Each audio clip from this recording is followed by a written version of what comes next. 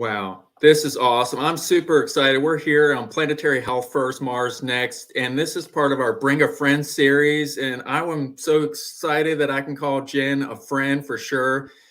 We've been on together some shows and at Vive, live at Vive, we had some good discussion. Yeah. And she then did the Bring a Friend, and I shouted out to her, and she shouted out this amazing guy, Dave Meyer, who's here. Yeah, it's going to be a good time. I'm excited. Well, thank you so much, Michael, for having us on the show. Super excited and love the new intro. We're just coming on and I was listening to it. It's great music. Super excited to be here. And so when I saw you back in Vegas, which seems like forever ago, you asked me, what friend would I bring? And I instantly thought of Dave. So, why did I think of Dave? Back in my early days when I first was starting out in this industry, I was really trying to understand what is Medicare Advantage, what is managed care, what is value-based care. And one of the individuals that I was introduced to in that learning process was actually Dave Meyer. And I was in an office that was covered in papers and Post-its and whiteboards and a really cool smart whiteboard. And when he was introduced to me, he's the risk adjustment, star ratings, health plan guru genius that would really give me a really strong foundation in my learnings, and really was kind of one of the first friends that I had in this industry. And so when you had asked me about, what friend would you bring, that's why I instantly thought of Dave. Well, this is awesome. Dave, you got to start talking now. Come on. I just, I'm sitting here agog. I mean, what do you say to that? I mean, Jenn, and I know you know this, Mike. I mean, Jenn has a deep list of friends. So being the friend is already just a huge honor and perhaps a ton of pressure. But I'm super excited to be here today. I was always going to do it, but I remember the first time I saw the name of your show after Jenn had talked to me, and fantastic, right? So anyway, looking forward to this chat. This will be fun. Yeah. So I guess keeping with a little bit of the tongue in cheek and having fun, dark matter and how stars are made. But really, I think if there's anyone who's the astrophysicist when it comes to healthcare and stars, which came about 2007, I guess that's you, Dave. So maybe you want to start there, how stars are made. Well, I wore black for you for the dark matter. So did Jenn. We did not coordinate on that. We did not. But, no collusion. No, it's worth it to just take a second and talk about dark matter, because it's such a fun connection to healthcare, right? Dark matter, for those of you that are not astrophysics geeks, it's the thing that astrophysicists know must be somewhere, but they have no idea where it is. And so they called it dark matter. I mean, I get the connection now. Years ago, they used to say God did it. And what we're doing now is to say, well, it's dark matter. And as though we know what it is and where it is, none of which is the case. And so when you sort of think about something profoundly impacting, and again, back to dark matter, we know that dark matter exists because the universe wouldn't work the way it does. Solar systems wouldn't turn the way that they do unless you accounted for the additional mass having and gravitational impact having an impact on the solar system. So you have these these profound astrological effects because of things that you don't see. And what's more a perfect entree into something like Tukey? Right. It is profound.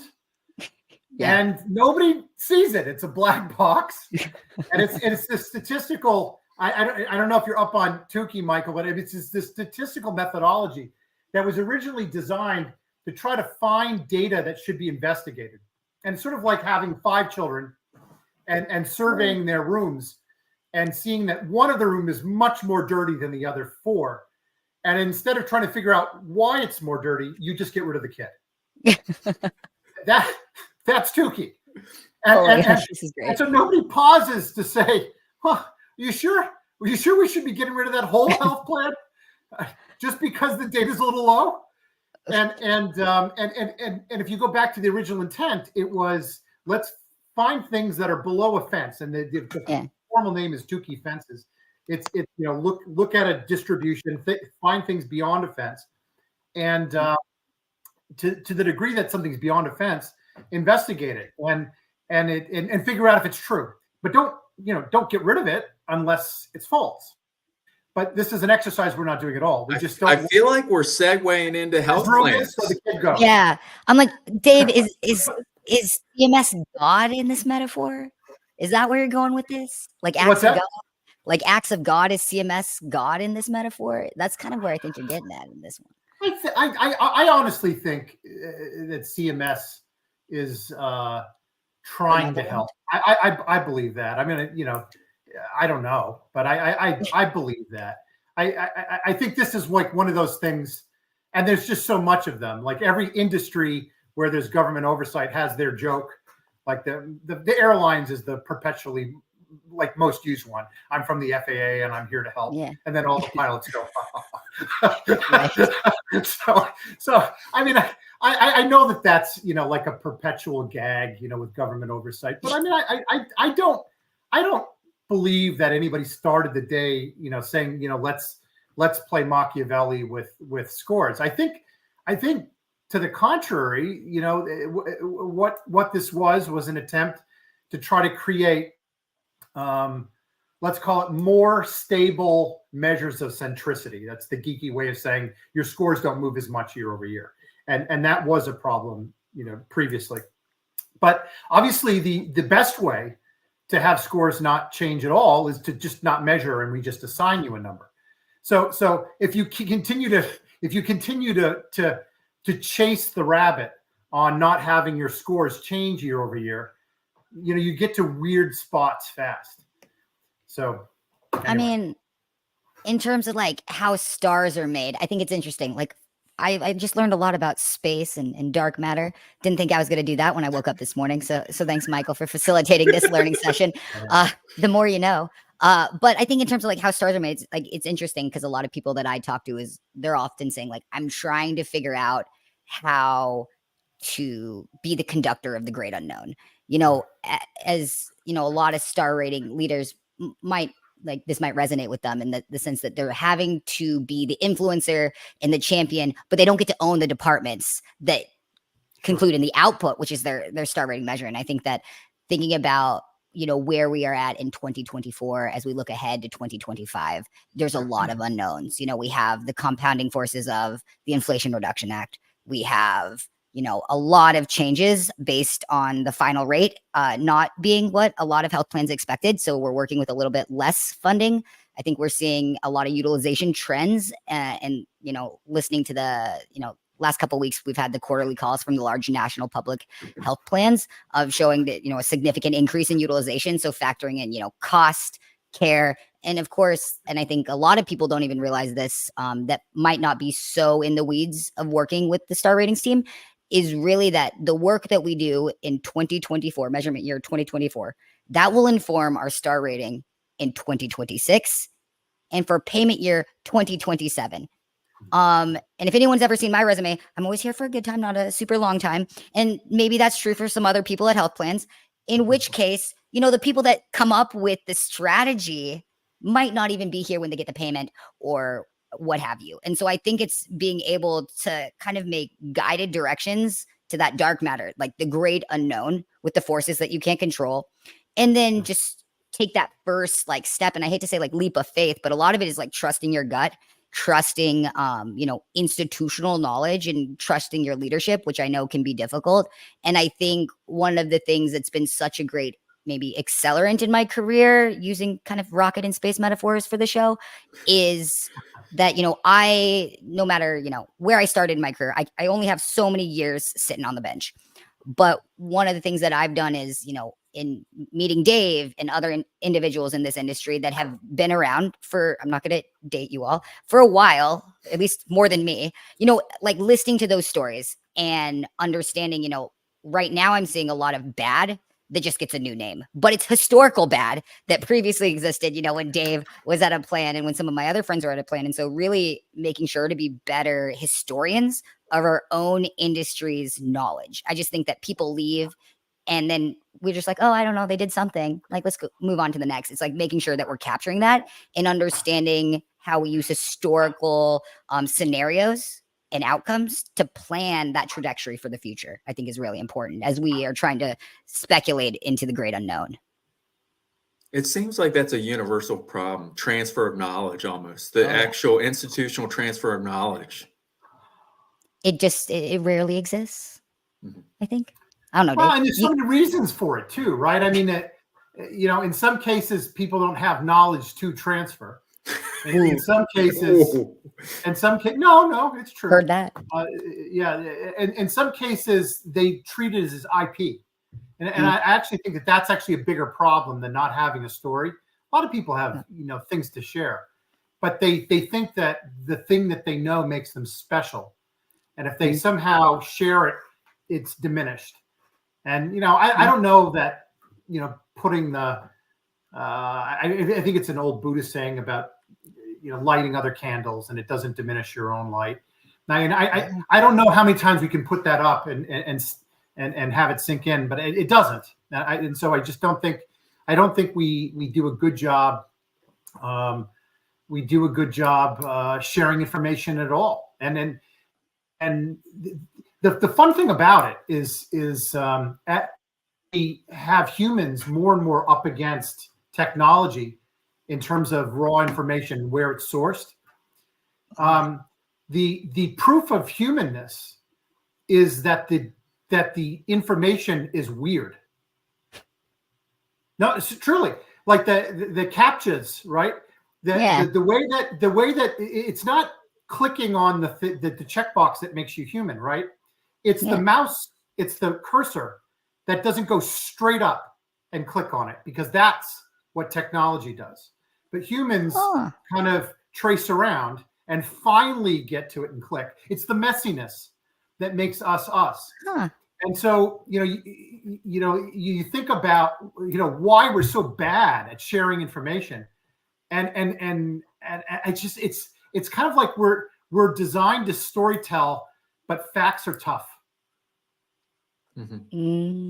So where do we start with how are stars made? Can we just get at least something with that? Because I'm not really sure on this one. Well, I think it's a large part of math problem. If you actually look in the star ratings, technical guidance, it is a math problem. There's an order of operations and certain measures that you work. So there's under your contract level gets a star rating.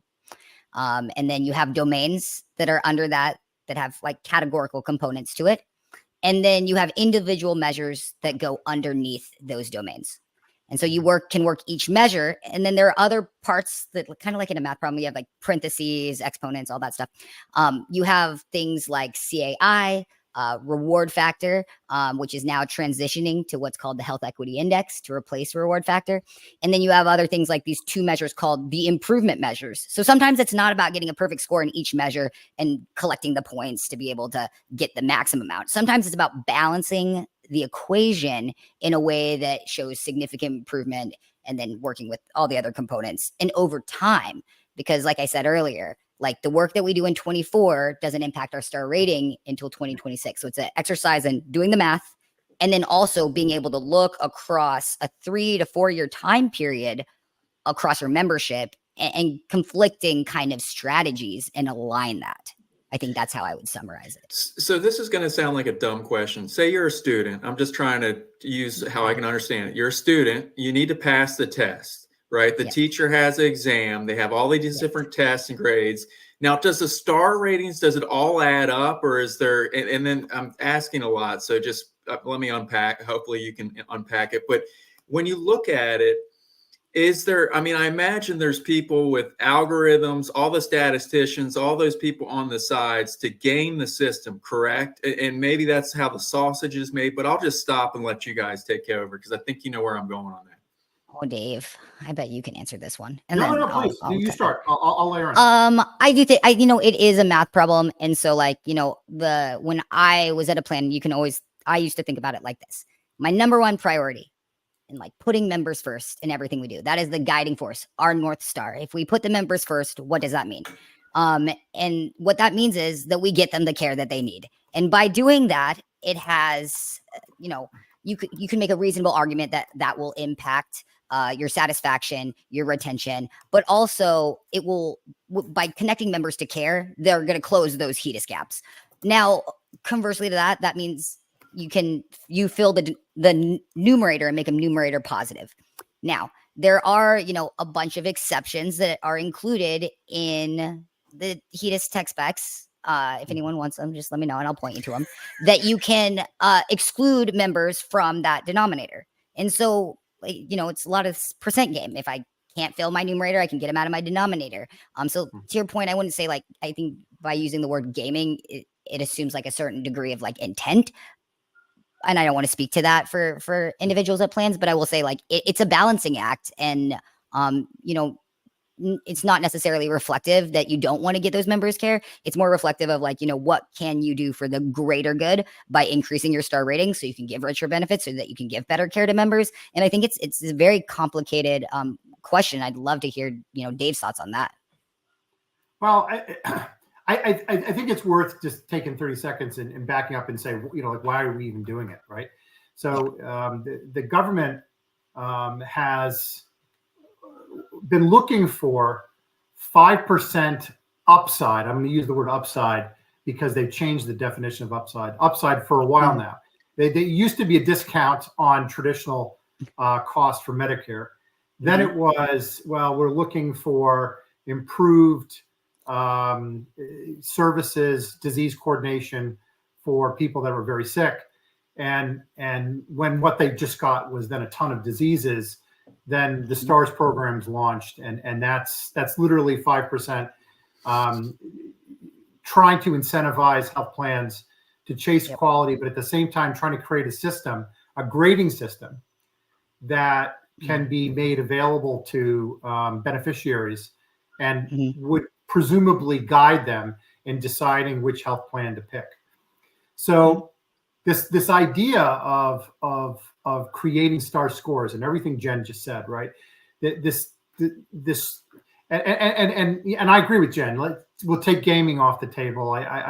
I'm sure some of it does go on, but if you think about just what CMS is trying to accomplish, it's not in their interest to have health plans that are just really good at data collection do well year over year.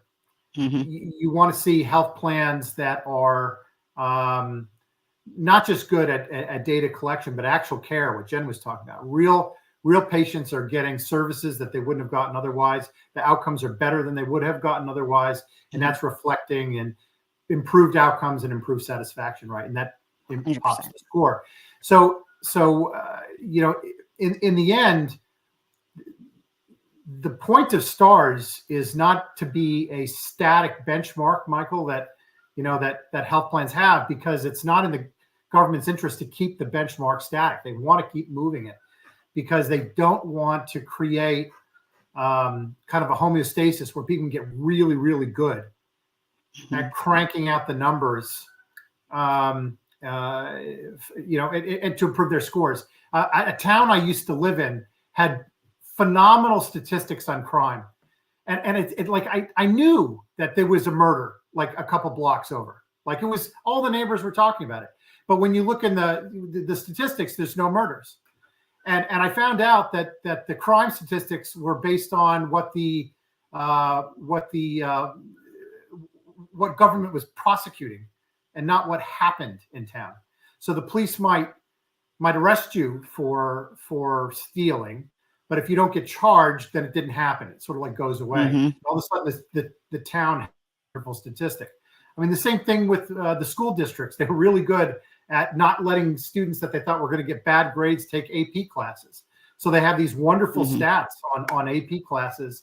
And so, just two examples, actually, ironically, the same city, two examples though of like gaming where you sort of, the goal is to trick. And I think what the government is trying really hard to do is say, you know what, we're going to keep moving. We're going to keep moving things around. We're going to introduce new indexes like Health Equity Index. And the goal is to force health plans to be constantly innovating and not let anybody get sort of fat and happy and clever enough to start gaming things. And frankly, I think more important than almost anything else in stars is the fact that they're constantly changing. I think that that's critical for the integrity of the program, because if they stayed the same, it would, in a very short period of time, there would just be such tremendous data gathering exercises that teach the test that you just wouldn't have something that was really valid. I think you just answered what makes stars work is that they're constantly changing. It's sort of not a static. It's not that it's really, I think, the ideal of education. It's not about the grades. It's just a measure in time just to keep the kids engaged in learning. Absolutely. No, 100%. All right, so let's go on to this one. If there was a better way to manage than being guided by stars, planets, solar systems, what would it be? Ooh. Pass? You guys want to pass? No, I'm not going to pass. I never pass. I mean, I'll take a stab at this one. I think that in one sense, taking the position of, CMS, like, we have to have a way to standardize, how we are measuring success in terms of what it means for Medicare Advantage health plans. I don't disagree with that. But I think for me, when I'm thinking about it, managing it is looking at, the total cost and burden of healthcare to the United States. I think we need to reframe, and I talk about this a lot, what winning means. If I've asked some people, like, name a company that you think is highly successful. It doesn't have to be in healthcare. I hear like Meta, Apple, name big, billion-dollar value, trillion-dollar value company, Amazon. If that's what success looks like, then we're never going to get there, because delivering on the promise of value-based care is that we're going to give better, proactive, upstream care to members. And by giving them better, proactive care, addressing health disparities, addressing SDOH needs, that members are going to be healthier. And when they are healthier, it costs the federal government less money to take care of them. When it costs the federal government less money, they share those savings. And that's what the QBP is. That bonus payment is the shared in that savings that the federal government had, essentially, with the health plan. And actually, by doing that, then the plan takes those and they give 85% of it back to the members and giving them richer benefits. It's not that they get to keep all of it. There's a misconception that the health plan gets to keep all of that in profit. It's actually not. The profit margins is like, I can't remember, Dave, like what, 1.5% they get to keep for margin? They're really small. Like tiny. And then, though, we all win because, God willing, the Medicare Beneficiaries Trust has money when we age into Medicare. We have to have a radical reframing of what winning and success looks like in our industry. Otherwise, it's always going to be that dark matter, those dark days, doom and gloom, with the news saying, we're cutting benefits, we're dropping members, everything is bad. Like, it can't always be bad. Like, eventually we have to figure out a more sustainable way. And I think that's reframing as a ecosystem. What does success look like? I have a random thought, but so my dad's 91. He has dementia. He has heart failure. But I feel like it was about a time where maybe almost close to 3 years ago, enough was enough. He's very frail. No aggressive surgery would have been the most effective way. And I can only imagine there's probably a 3% within a certain population across the board in America where very similar. They might not be hospice. I mean, we're talking if he went, maybe IVs, because all they do they do the CAT scan, they do the PET scan, nothing we can do. There's not going to do any surgeries. So is there anything that's an initiative with CMS to do better at-home care that wraps around? Because that in itself, I could imagine would save a ton of gazingas. It's a lot about this. It's such an interesting problem, right? Because we all know that shifting care out of high-cost facilities into the home, keeping people out of the ER, keeping people out of inpatient, right? Free living, that's the lowest burden on society. So I think everybody's aligned on that. I recall, I don't remember how many days it was, but shortly after the Biden administration was installed, there was a press release where from the White House where President Biden was saying something along the lines of, we need to do better at getting care into the home, right? And it literally just kind of like crib sheets from what you just said, Michael. I mean, just like, so I think, you sort of start there, and then you start looking at all the fraud that takes place in DME. And the DOJ starts telling you about how everybody's spinning up a new home care company, except the care is never given. And they skip the US after a year and a half to 2 years. All the while in between, they're billing Medicare and sending FedEx boxes of cash overseas. I mean, like, you talk to anybody from the federal government, this story is all over the place. So it's like, I know the government is deeply distrustful of care outside of large facilities because of the fraud issue. And so I think there needs to be some improvements in the way. But Dave, I mean, with all fairness, what is the hospital doing when these people come? With all unnecessary CAT scan. I mean, I'm just saying. On the other hand, it's a fair. That's a fair point. I mean, just on the other hand, it's a hard thing for decisions like that's just too much responsibility put on my mom as a primary caregiver. She doesn't want to give up and whatnot, but it just seems like, oh, look, we're not going to operate, but all the doctors check and this and that, but it's CAT scan, the MRI. They shouldn't be a candidate for any sort of surgery. Dehydration, they could do it. IV drip, whatever. I don't know. Anyway, I don't want to hijack this. Sorry. I want to correct the record. I don't want to leave it where I left it. I'm pro care and home. So it would seem, based on what I just said, that I'm not supportive of no. I am. But I think that the second piece, right? So that's the problem. And so I think the solution is not to abandon care at home. I think the solution is to come up with ways where Medicare beneficiaries or those that are advocating for them, and I think you've set up an example, right, of where you're advocating for a loved one. I mean, where there is more autonomy and there is more control. It goes back to the question you asked before: how can we improve healthcare? We can get back more and more to a place where people are directing their own care. I mean, if you think about anything else, from oil changes to where you get your hair cut, people are super picky.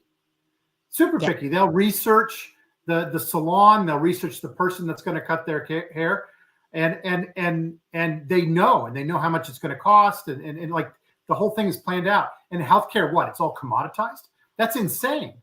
So we don't have the same kind of autonomy and the same sense that I should be in charge of myself, or in the case where I can't be, a loved one, right? That doesn't exist. And we allow for kindly intended individuals to layer parentalism on top of us and make choices for us. And it's not in anybody's interest. So when I imagine if you cares in home, getting back to what you were originally asking, but care is also very controlled by me. I know what I want. I know when the care is too much, and I'm at a spot now where I'm end of life, right? And that can be done with family and friends.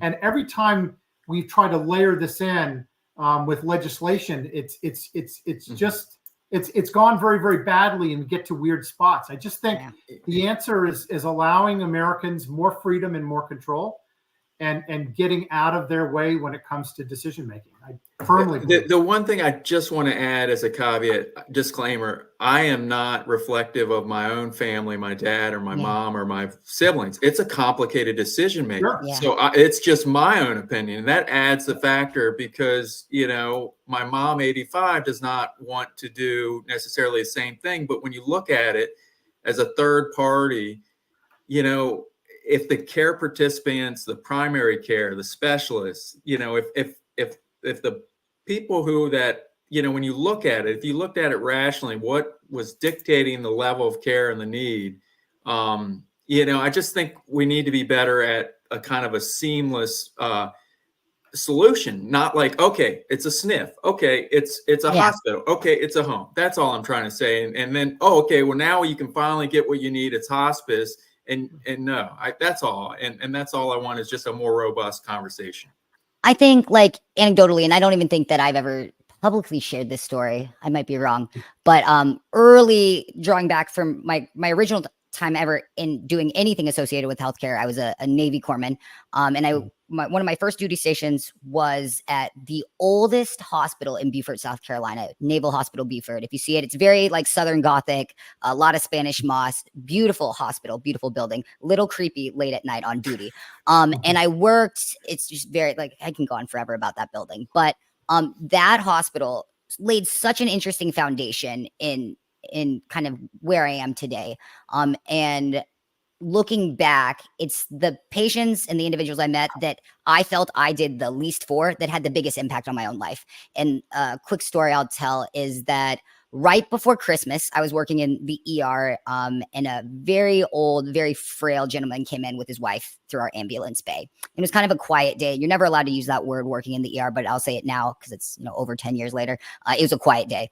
So this man comes in, and the ambulance driver, he's reporting out to me, and he's like, we weren't supposed to take him. He's on hospice, which means, you're not supposed to go to the ER. Essentially, you're supposed to get, preventive, and also like make comfort drugs to ease your transition into the next phase of life.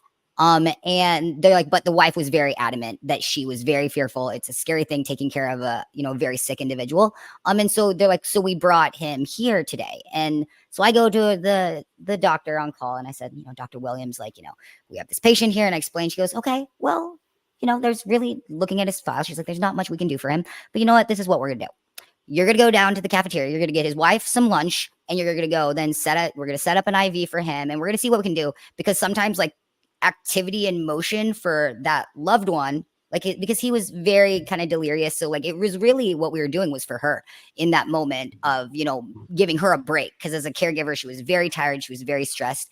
And then when, we gave him an IV and we were talking to him, he spent probably 4 hours, almost my entire shift, telling us stories about when he was in the Marine Corps. And then we discharged him and he went home. And I actually got to go home that year back to Oregon from South Carolina on Christmas break to see my parents.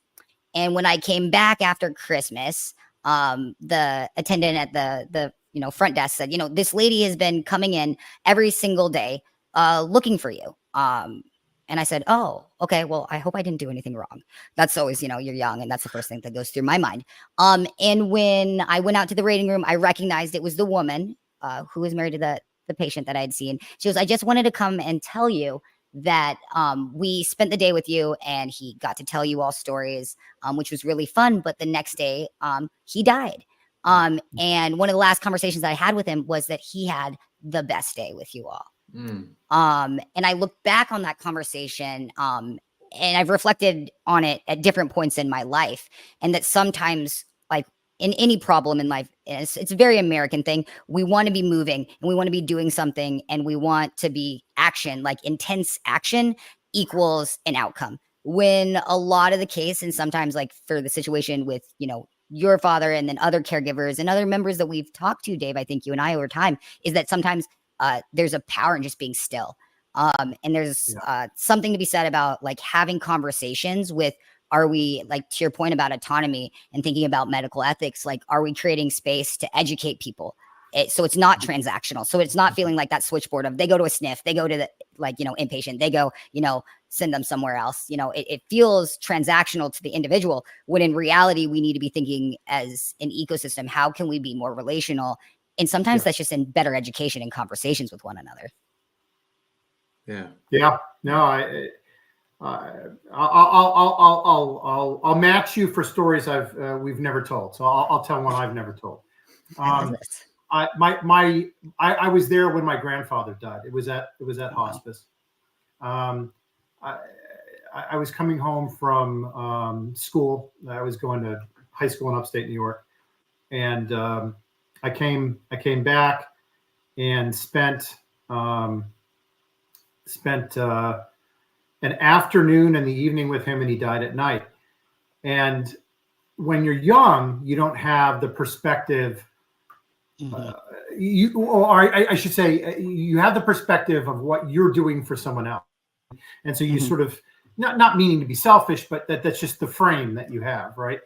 And so I was thinking about going there to help him, to be with him, to comfort him, right? That was where my head was at. And I don't see it that way anymore. I think he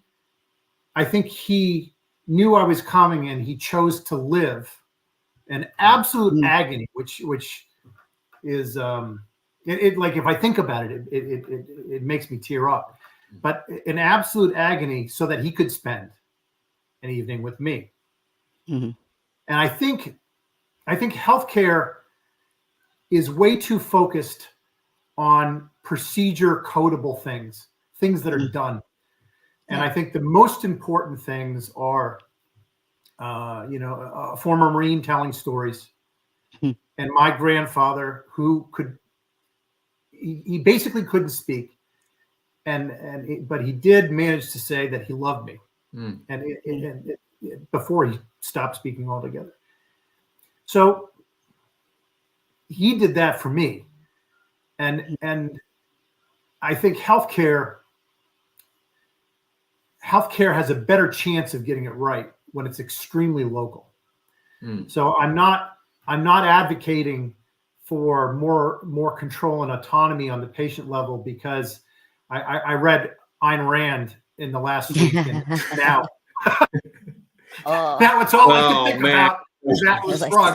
I truly believe that we're all different enough, and we all have such unique and powerful pains, and unique and powerful joys, and things that are important to us, that we can't make that decision for each other.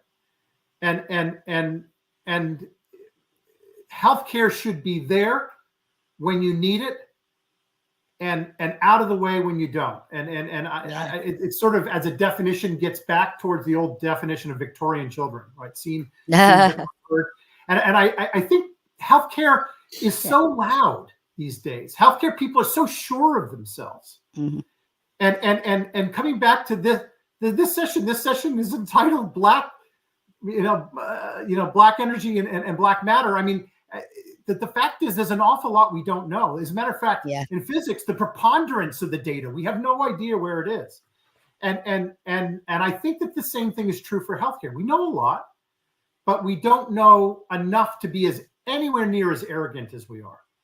And we would be so much better off as an industry re-embracing deep humility and sensitivity for our patients' wishes, because there's more in the world than's dreamt of in our philosophy. Ooh, I like that.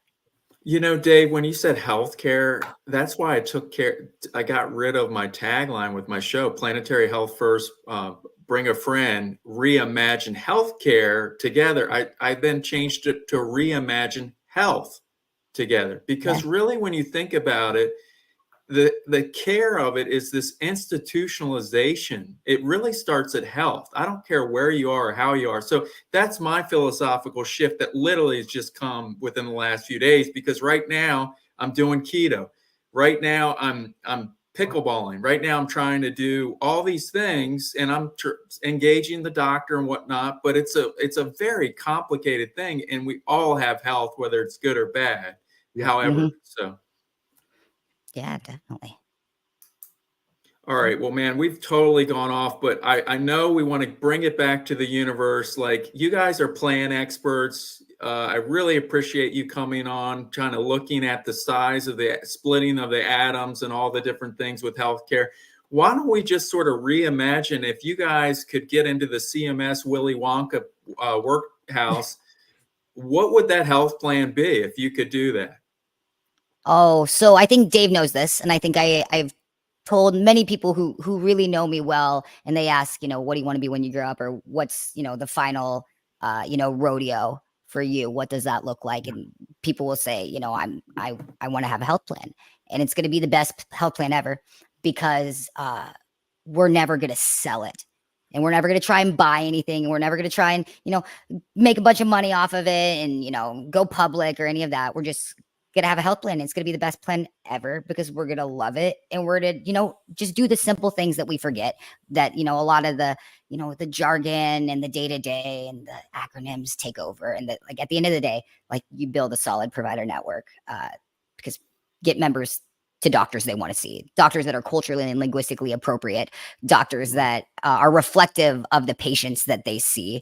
And then, we're going to build the operational foundation. And then, we're going to also, a lot of times in health plans, you see like, the fish rots from the head and you see like bad internal organizational culture. And when I tell people, it's my dream to have a health plan, they look at me and they go weird. But I say, when they make that face at me, the next thing I say is, but think of all the good people that we know that are unhappy right now where they are.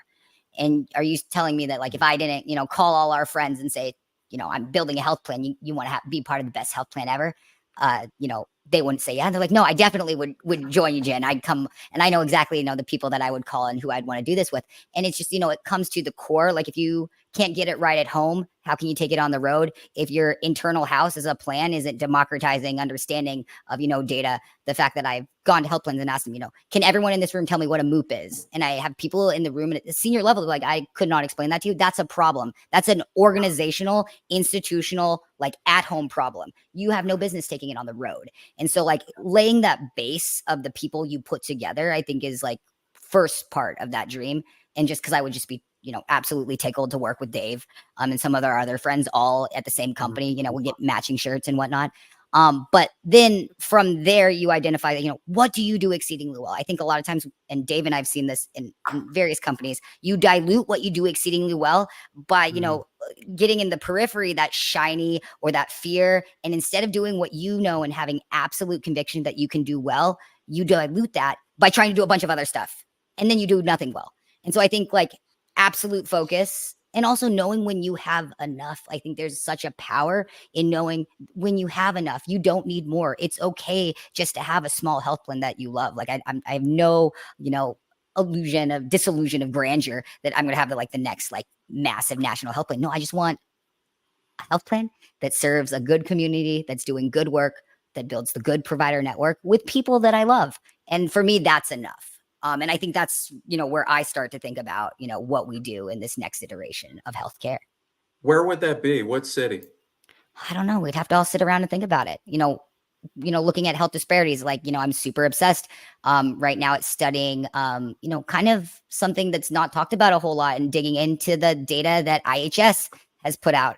We talk a lot about healthcare and stratification of individuals by race, ethnicity, gender, sexual orientation. But then one of the things that it's continuously left out of the conversation is the inequities experienced on tribal land. And so, like, one of the things that I would personally love to do is partner, with IHS in any capacity, and really understand, not from like a paternalistic, coming in to help IHS, but rather, like, what can you teach us about, healthcare? Indigenous people within the United States were doing healthcare, like truly caring about health and having kind of health as you were talking about it long before, colonization occurred. So I think that there's a lot of opportunity to learn from the past, but also see, what can be done to right, maybe some of the past wrongs. And then also, like, innovate for a better future. I also like the thought of looking at the disparities within rural America. I think there's a lot of different possibilities, and I just thing that keeps me going every day is the dream that someday I'm going to sit around a room and a big table with all my friends, and we're going to decide, what is the best place to put a health plan. I think that's what excites me most. Well, I'm not a fortune teller, but I think 2025 second quarter or third quarter, the capital markets are going to get really good again for raising capital. The bonds are going to start going down, and it might be your time to start raising capital. Anyway, I'll take that into consideration. I think I think that I want to keep learning, and I love what I'm doing right now at Duos. I tell everyone this is the fulfillment of, not to take us off too far track, a lot of dreams that I had deferred for a little bit. One of the first conversations actually that Dave and I had, I asked him, I said, why isn't there a special needs plan for veterans? And Dave's answer to me was, because that's like, kicking an anthill, and like, you maybe want to consider some other things, Jen. And I said, okay. And so I kept learning and learning. And now where I am in my career, Duos, we just partnered with Humana and publicly launched, a program for veterans specifically in the state of Louisiana. looking back, 5 years, Dave, that was, I called you when we launched it saying, I did it. And going back to that first conversation with you. And so I think like, looking at, overall where I am at now and knowing where I'm at now, I'm exactly where I need to be. And then I can still make, plans and dreams for the future. Yeah. Kicking anthills. Yeah. No, I mean, if you think about, the Nirvana health plan, and Jenn just had a big piece of it, right? With the, identify a need area and then really focus and listen. I mean, that's beautiful. And that's the patient side, but the same thing can be applied to physicians. I mean, if you look at providers and the data around providers, I mean, they're unhappy, desperately unhappy, miserable. Compensation are issues for them. Their lifestyles are issues because they have massive debt. I mean, I think, we're kind of in a mood as a society to cancel college debt. At least it's a topic du jour, and we haven't thought about maybe doing that for physicians and then asking for 4 or 5 years, of their career to give back. And I think there are ways where we can invigorate and energize healthcare and be creative and kind of create a release valve for some of the trauma that it just exists even within the structure of healthcare. And I think going after debt for doctors and nurse practitioners and PAs seems like an obvious one to me.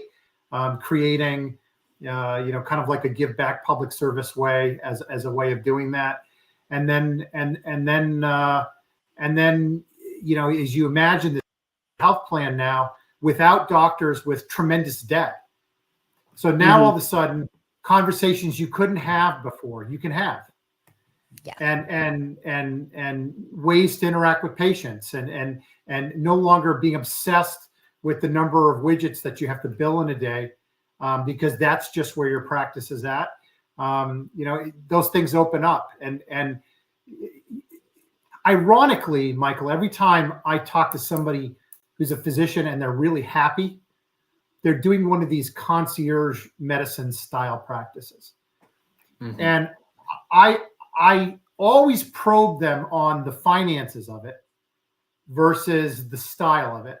And it's in their mind, it's never about the finances. And in some cases, they'll say, I'm actually making a little less, but because I'm charging more per unit, I can spend so much more time and energy on each patient. And they start telling you stories about engagement and being in people's lives. And it sort of reminds you of what you would assume healthcare used to be like, even though we weren't fancy and we were much less technical. From a human standpoint, right? And so, that health plan of the future, relieving doctors of massive financial burden, imagining a new structure for physicians to work in, where they had some clinical autonomy, but they didn't have to worry about stuff that nobody goes to school for, right? Coding and back office and all these types of things that doctors traditionally hate. I think that's got to be part of it because where we're at right now is so brittle. It's almost not worth talking about as a system anymore. You almost want to chunk it and talk about it as distinct chunks of semi-functioning healthcare, because that's kind of like where we're at now. Well, man, I feel like not only did we go to dark matter, find out where stars are made, but we kind of reimagined healthcare together today with Bring a Friend. Thank you for it. Thank you. I really appreciate Jenn, Dave, you guys coming on today. Thank you so much for having us. Thanks, Dave, for coming. Thanks for inviting me, Jenn.